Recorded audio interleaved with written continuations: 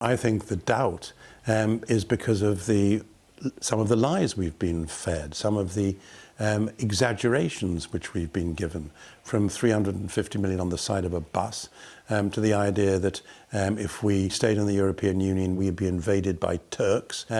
All those little bits of mendacity added together created the fog of doubt in which we took the decision we did on Brexit. So what's your view of Boris Johnson now?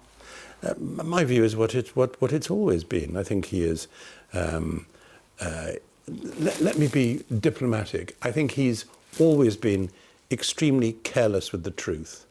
I think he was when he was a journalist, as Max Hastings, who was his editor, has pointed out, and I think he has been as a politician.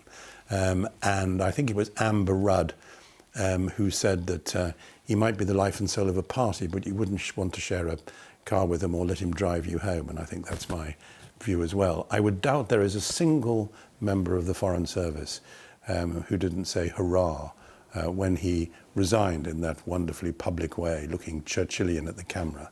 This is no Churchill. Anna Soubry said this morning she doesn't think that May is in control of her government anymore. She thinks it's been effectively run by Jacob Rees-Mogg. I think there is a plausible argument for that.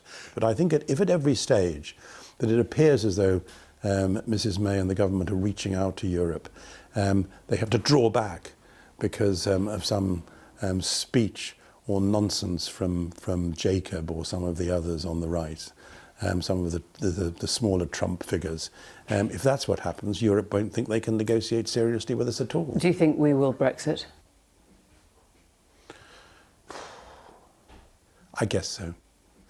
And what I've hoped is that, even though I'd like it if we weren't here, I hope if it goes ahead that it can be with the least damage possible.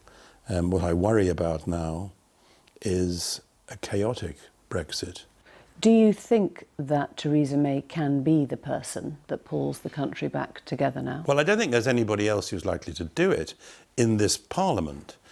It's perfectly possible that this autumn and winter we'll find that Parliament can't move forward, can't move back, can't move sideways, and that we're faced with chaos and crashing out of the European Union. I don't remotely discount that possibility.